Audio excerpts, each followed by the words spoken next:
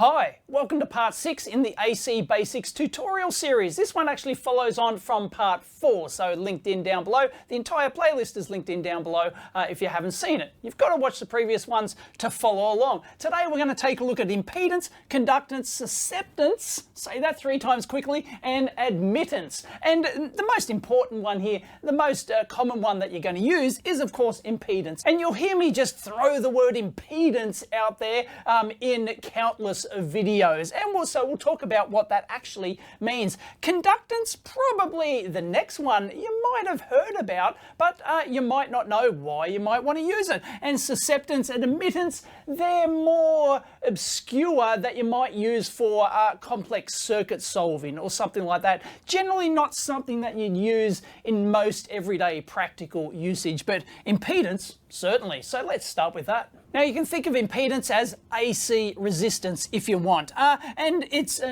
designated by the letter Z here, and none of that Z American rubbish, Z, thank you very much. And its units are in ohms, just like regular DC resistance, but this is AC resistance, and your AC Ohm's law equations still apply. So the impedance in ohms, the AC resistance, is the AC voltage divided by the AC current. Basic Ohm's law, except applied to AC. Because as you'll see here, we've got AC power sources generating, in this case, a sinusoidal, but it doesn't matter. Now in part 4, we looked at inductive reactance and capacitive reactance designated by XL and XC here. Every inductor is going to have an equivalent reactance, which is also measured in ohms, and likewise every capacitor is going to have a reactance, also in ohms. But when we're talking about complex AC circuits, which are going to have resistors, inductors, capacitors, and remember, every element of a circuit has resistance, inductance, and capacitance as well. The wires in your circuit, they have little tiny inductors in them. The internal resistance of your battery, and the contacts in your battery, for example, or your power source, little tiny inductors in them. The inductor itself actually has inductance in its connective leads, and it's got capacitance in there between the windings, and your resistor, that's actually got some inductance in it as well, tiny amounts. We're talking about equivalent components here. They all have inductance, resistance, and capacitance. So there's no such thing as just a purely inductive circuit. Doesn't exist. So every complex circuit, as it's called, because remember we've done a video on complex numbers. When you start talking AC signals, you start talking complex numbers, complex impedances, where the voltage and the current can be out of phase, and you can have that phase relationship. Anyway, I won't go over all the details. It's in part 4. So basically, in any complex circuit like this, we're going to have an equivalent resistance, it's called. And that equivalent resistance is the impedance, Z, in ohms. But then we have to break it down. We've got a resistive component, and we've just got, in this case, a purely conductive component here. And that inductor has an inductive reactance in ohms. So the total impedance, the total equivalent resistance of this circuit, or this component, I guess you could call it, if you're talking about, say, the inductor with its internal resistance, you could be talking about that. So the total equivalent resistance, or impedance, they're both in ohms, they're 2 resistors in series, so a simple series circuit. It's the R in ohms, of course, plus, remember, it's complex now, so it's JXL, positive JXL, because if you remember part 4, inductives is positive, capacitance is negative. That's why capacitive reactance over here is exactly the same, except it's negative JXC. And remember, XL and XC are in ohms, so we're adding ohms to ohms to give you a total equivalent impedance of the circuit, or equivalent AC resistance. So when you're talking about the total equivalent resistance of the circuit, the impedance of the circuit, you don't have the XLs and the XCs anymore, so you drop the L and you drop the C, and basically the impedance Z equals R plus JX. It's just the reactance, not the capacitive reactance or inductive reactance. You don't care because, you know, it doesn't matter what that element is. It's just a reactance. So it just becomes R plus JX, and it could actually be a negative in there as well if it just happens to work out that way with if it's dominated by capacitance, for example. But that is in, remember, we've done polar and rectangular forms. This is in rectangular form. Look at previous videos for how to convert polar and rectangular. And I know because you're keen, there's the formula for converting from the rectangular form to the polar form, which is Z angle theta in there. So I won't cover that again. We've already done that in a previous video, but you can have that in either form, whichever one is easier for you to work with later on. And once you've worked out your various impedances in your circuit, then your regular resistive series parallel stuff applies. So if you've got 3 impedances in series like this, it's just the total impedance is Z1 plus Z2 plus Z3. That's it. Or if you've got them in parallel, it's 1 over ZT plus 1 over Z1 plus 1 over Z2 plus 1 over Z3. Easy. Exactly the same as what you'd use for resistors in DC. But just remember, these are in complex form, either rectangular or polar. They have a phase component to them. So you will be doing complex number calculations when you add these up or do your divisions down here. So depending on which form you want them in, is going to be easier to do your calculations in the complex realm. And you might have heard me use in the past the term characteristic impedance when I'm talking about coaxial cables, transmission, PCB transmission lines and stuff like that. Don't confuse that with impedance. Impedance is basically talking about a circuit element that refers to the voltage and the current in the total impedance of like a circuit element or a bunch of elements in a circuit, whereas characteristic impedance is specifically a term used for a distributed element transmission line. So it's incorrect to say the impedance of that coaxial cable is 50 ohms. It's not, it's the characteristic impedance. It's kind of different. So yeah, just don't get them confused. And the characteristic impedance of a transmission line typically won't change with frequency, whereas something like this, it certainly does. It changes with every hertz, every millihertz frequency change, the impedance changes. But a characteristic impedance, the distributed characteristic impedance of a transmission line doesn't really change with frequency. It'll have a roll off at the end, but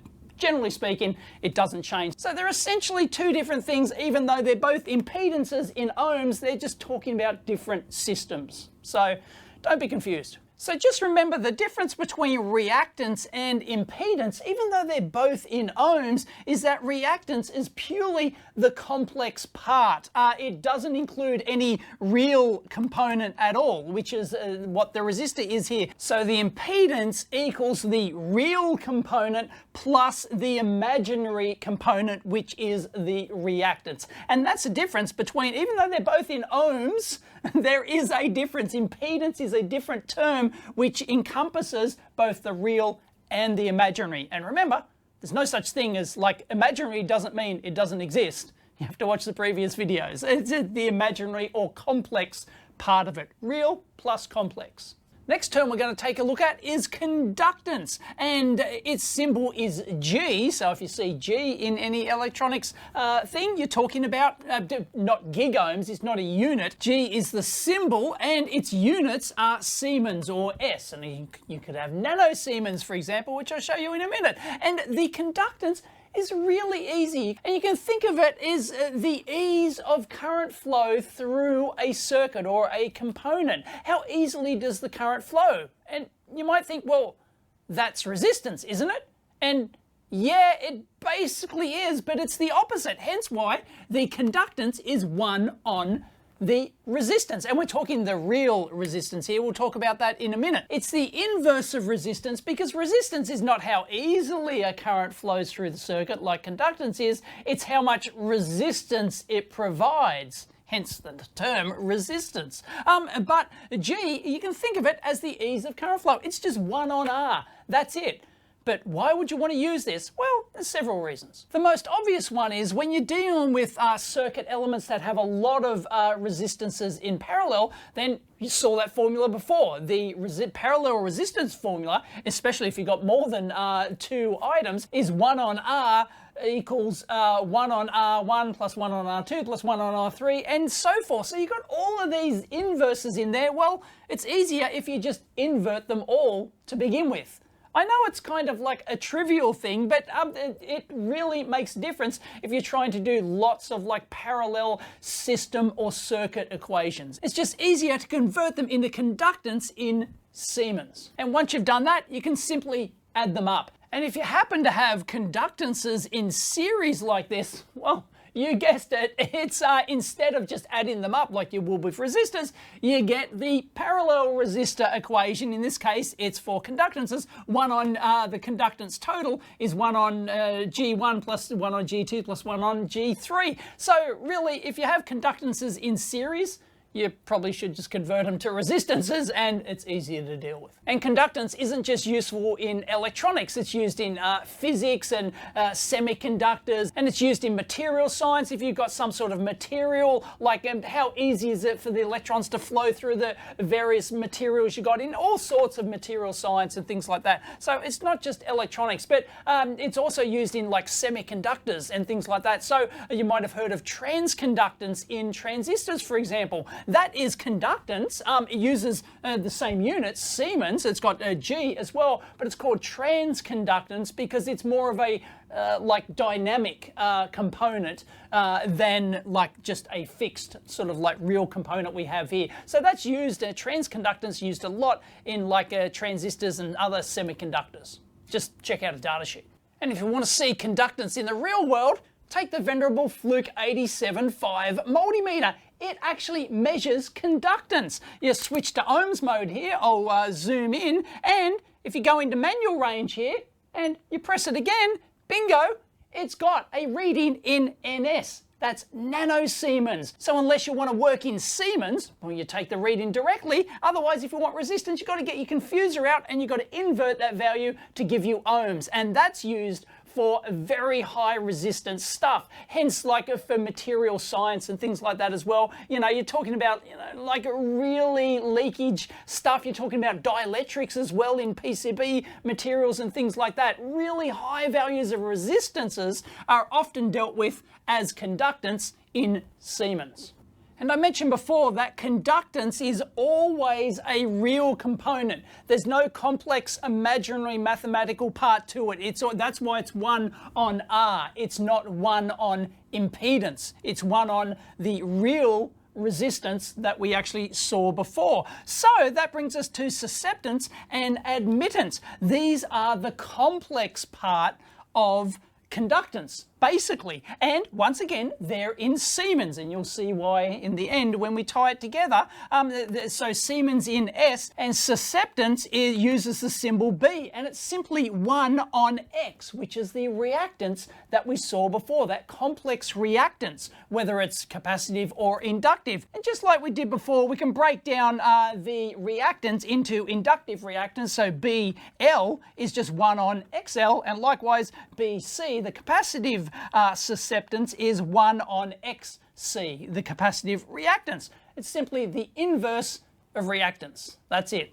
That's your susceptance. So the term susceptance, say that 3 times quickly, is related only to the reactive part, the reactance part of your complex AC circuit element. But admittance includes both the real conductance part and the susceptance part, and its symbol is Y, and it's simply 1 on the impedance. Because remember, impedance before was the real plus the imaginary, and that's what admittance is. It's 1 on the impedance, with units once again in Siemens. So if we tie this whole video together, Y, our admittance, is equal to the real component, which is conductance in G. It's equal to G plus J, because it's a complex component, JB, like this. Just like we had before, the impedance is equal to the real part, which is the resistance. And remember, G is just basically, these are the inverse. It's exactly the same formula, except everything's 1 on. It's topsy-turvy, upside down. Impedance equals the real component and the real resistance plus the complex reactance. Likewise, the admittance Y is equal to the real part, which is the conductance G, plus the complex part, which is the susceptance over here. Simple. So we've tied it all together impedance, conductance, susceptance, and admittance.